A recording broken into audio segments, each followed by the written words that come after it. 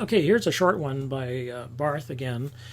And Barth really has become a minimalist. I mean, he a lot of these poets are minimalist, but he really is a minimalist. I mean, he his latest poems, well, the latest poems that I've seen are couplets, rhyming couplets, and that's all he does, which is actually quite an antique form. It's like 2,000, 2,500 years old now, because the Romans. No, so pardon me, the Greeks. Good Lord. The Greeks wrote in rhyming couplets was a form. The Japanese have a similar form as the haiku. There's 17 syllables organized in 3 lines. It's incredibly disciplined. The shorter the text, the more disciplined it must be. And this is generally true with most art, where the smaller the thing is, the more you observe it and you really do, so we can look at something and say, well, geez, this is not very long, it must not be very important. It's like, on the contrary, the shorter it is, the tighter it is, and probably the more wallop it's going to pack. So, okay. So this is the Office of the Dead, which is Graves registration, and so I'll talk about that, but first we'll look at the poem. Death's mostly distant here of late, and random with the seediness of plain bad luck, nothing like fate. But the dead are neither more nor less. Just dead. I check their metal tags for 8 hours till my duty eases, body counting the body bags. I do not have to count the pieces.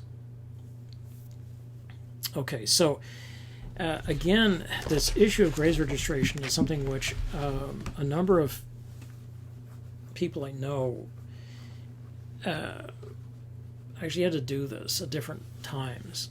And I don't really know how anybody survives this particular detail.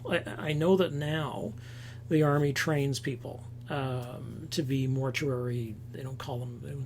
They call it Graves registration. I think it's mortuary assistants, and they actually get training because the military is not just the Army, but the military overall has gone into the business of basically running its own. They're not going to call in a funeral home to deal with the body. They deal with the body. And so they have this whole huge process, which is, if you want to see, it's not grotesque or anything. It's just sort of like, what is the process of, of moving a body, a dead body, and so on. Have a look at the first few minutes of a film called Taking Chance with Kevin Bacon, which is, I don't know. See what you think of it. It's interesting film. Yeah, but the first 3 minutes are basically about a young man who was killed in Iraq, I think it is, and then the process of his body. His body is basically being processed by Graves registration mortuary, and how they undress the body, they wash it.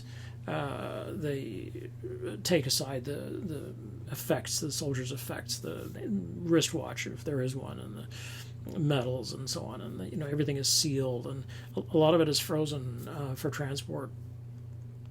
So it's very high tech, and then they show you essentially the other end, where they're getting the body ready and so on. So it's what they want you to see is how honorable it is and how much they honor the body and what a difference this is from Vietnam.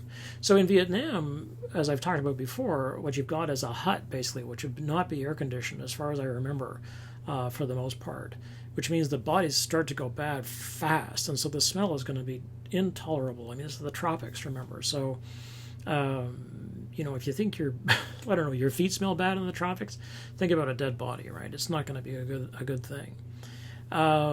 So here's the poet character, death's mostly distant here of late. It's like, well, it's right there, but it's like, it's almost not, because the person's just become so detached, and detached here has the same kinds of incredible sort of implications that it does in DX, where detachment may mean that you are detached literally from the whole group ultimately, which is what happens. You can't get close to any man because they're all dead.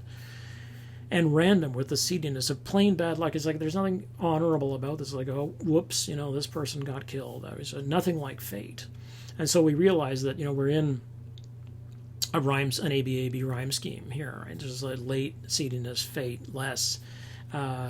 that seediness less, where they don't quite rhyme, is called an eye rhyme, because it looks right to your eyes, not eye, the me kind of eye, but you're this kind of eye. So it looks right to the eyes, but when you actually read it out, it's like, oh, no. Again is often used that way. So you'll see something like refrain and then again, but we don't say again, you say again. So again is often an eye rhyme. Just dead. They're not. This is not some great, heroic bunch of dead. It's like, no, it's just death.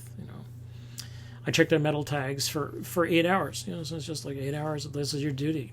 You got to be on till my duty ceases.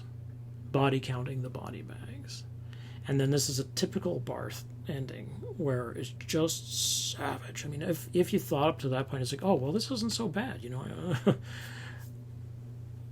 I do not have to count the pieces, and this is the thing that I've talked about before with industrial warfare, where very simply there are lots and lots of bodies that are just no longer whole, and the pieces may have been lost along the way. So again, remarkable piece of compression, of just squeezing all this stuff down into this. Barth is a very angry guy, and it makes a lot of sense why when you read these texts. Okay.